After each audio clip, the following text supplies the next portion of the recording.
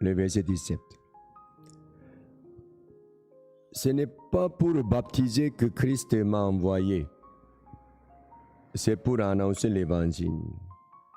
Maintenant, on voit la différence entre le baptême et l'évangile. Beaucoup de chrétiens pensent que si on est baptisé, on est sauvé. Comme le baptême est le signe de salut. C'est pas ça. Hein? On est sauvé par l'évangile. Ce n'est pas qu'on est sauvé par le baptême. Paul a dit qu'il n'est pas envoyé pour baptiser les gens. Si le baptême est vraiment important, pourquoi pas comme ça?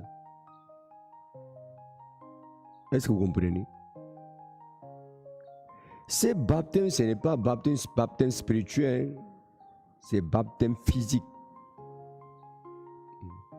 Parmi vous-même, il y a des personnes qui disent, je suis baptisé par pasteur Lee, ou bien parmi les pasteurs même, je suis oint par pasteur Pac. Pasteur Pac a prié pour moi.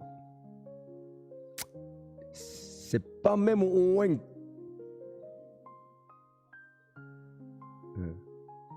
Ton oint est différent de mon oint. Ton baptême est différent de mon baptême. C'est pas même qualité. C'est ça, hein? Même si on mange chocolat qui est fabriqué en Belgique est différent de chocolat qui est fabriqué en Côte d'Ivoire. Hein? C'est pas même qualité, ce n'est pas même café, c'est pas même voiture, c'est une voiture. Mercedes et puis une voiture Shintok, différent. C'est pas comme ça. Paul dit qu'il n'était pas envoyé pour baptême. Il est envoyé pour annoncer l'évangile. C'est l'évangile qui sauve l'homme. Amen. Vous comprenez? Si on est sauvé, on est déjà baptisé spirituellement. Je dis toujours. Le baptême, c'est l'amour et la résurrection. On est mort avec Jésus sur la croix. On est ressuscité avec Jésus. On présente ça dans l'eau. On est entré dans l'eau, on est sorti de l'eau. L'eau présente la parole. On est mort à travers la parole. On est ressuscité par la parole. Donc lorsqu'on est entré dans l'eau, notre ancienne personne a coulé avec l'eau. C'est mort. Et puis, la nouvelle personne sort. Amen. Vous comprenez? Le verset 21.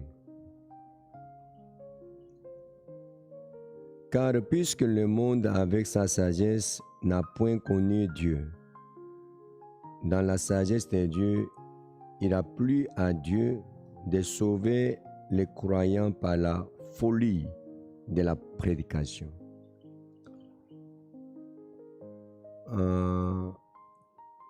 Je vais lire ça le verset 18. Car la prédication de la croix est une folie pour ceux qui périssent, mais pour nous qui sommes sauvés, elle est une puissance de Dieu. Il y a ici.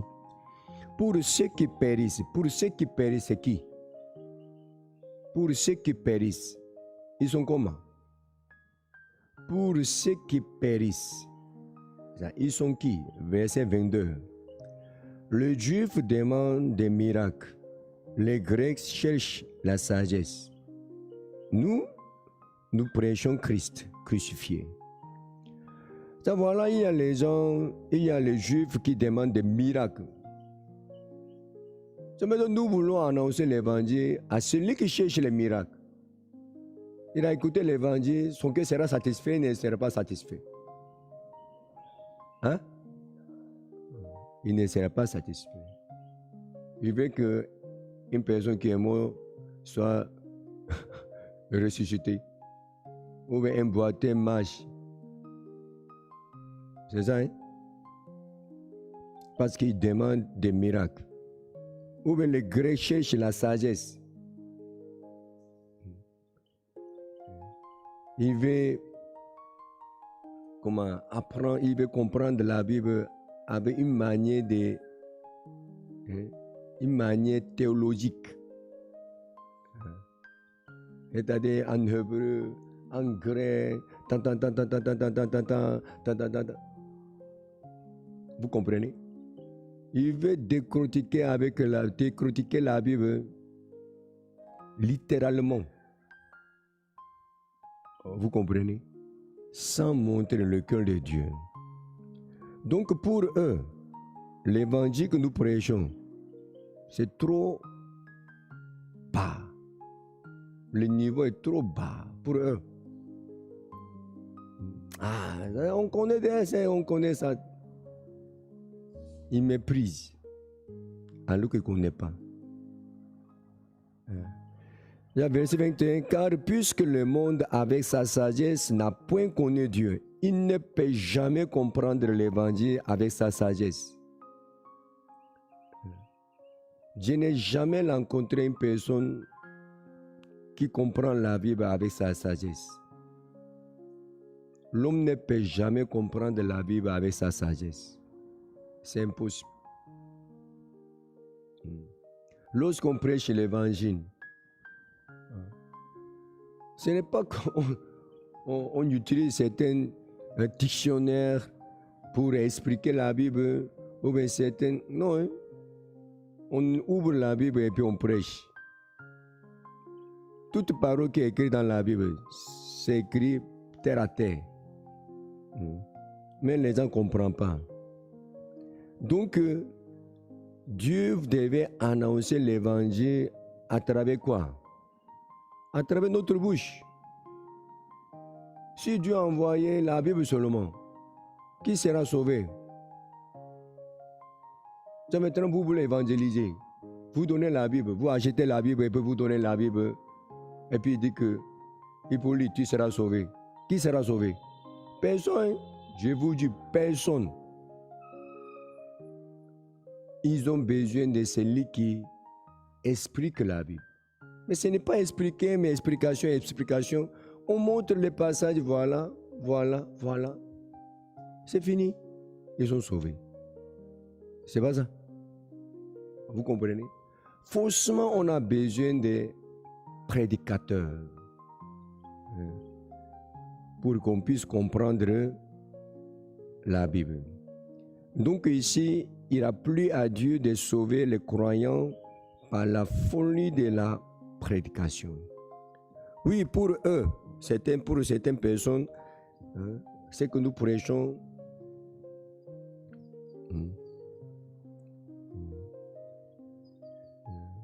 c'est méprisable peut-être, mais pour ceux qui comprennent la Bible, c'est pour ceux qui comprennent l'évangile que nous prêchons, c'est très très précieux. Amen. Amen. Vous connaissez cette valeur? Vous aussi, vous avez déjà expérimenté, je crois. Lorsque vous prêchez l'évangile, celui qui ne comprend pas, ils vont vous traiter comme une personne qui ne vaut rien, qui ne connaît rien. Mais lorsque vous prêchez l'évangile, lorsqu'ils ont compris vraiment leur joie, leur reconnaissance, vraiment ils vont vous respecter sincèrement. C'est ça, hein? Et donc, En tout cas, il n'y a aucune personne qui peut connaître Dieu avec la Bible. Donc, Dieu a besoin des prédicateurs. C'est lui qui prêche la parole avec la Bible. Oui, nous aussi, nous allons prêcher. Avec quoi? Avec la Bible. Mais eux-mêmes, ils ne peuvent jamais comprendre. Donc, Dieu a besoin de nous pour prêcher l'évangile avec la Bible. Amen. En tout cas, je veux que vous soyez utilisés pour cette œuvre. Ici, 26. Considérez, frères, que parmi vous qui avez été appelés, il n'y a ni beaucoup de sages seront lâchés, ni beaucoup de puissants, ni beaucoup de nobles. Vous êtes d'accord ou vous n'êtes pas d'accord? Vous êtes noble? C'est que je ne suis pas noble de...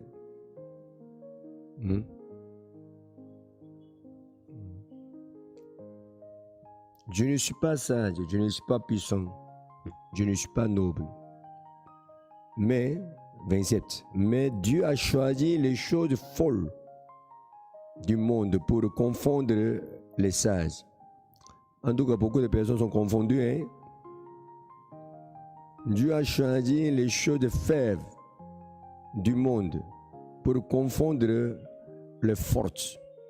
Dieu a choisi les choses viles, les vilains aussi dedans. Les choses viles du monde. Les vilaines femmes. Les vilains hommes. Ceux qu'on méprise. Ceux qui ne sont point pour réduire à néant ceux qui sont. Afin que nul chair ne se glorifie devant Dieu. Amen. Amen. Vous êtes dedans, vous n'êtes pas dedans. Vous êtes dedans. Un jour, si vous paraîtrez devant les gens, devant vos amis, je suis pasteur, ils seront confondus.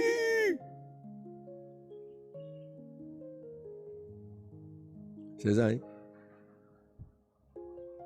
Hmm. 30. Or, c'est par lui que vous êtes en Jésus, Christ, lequel de par Dieu a été fait pour notre sagesse, justice, sanctification et rédemption. Amen. Jésus est notre sagesse. Jésus est notre justice. Jésus est notre sanctification. Jésus est notre rédemption. Afin, comme il est écrit, que celui qui se glorifie dans le Seigneur. Amen.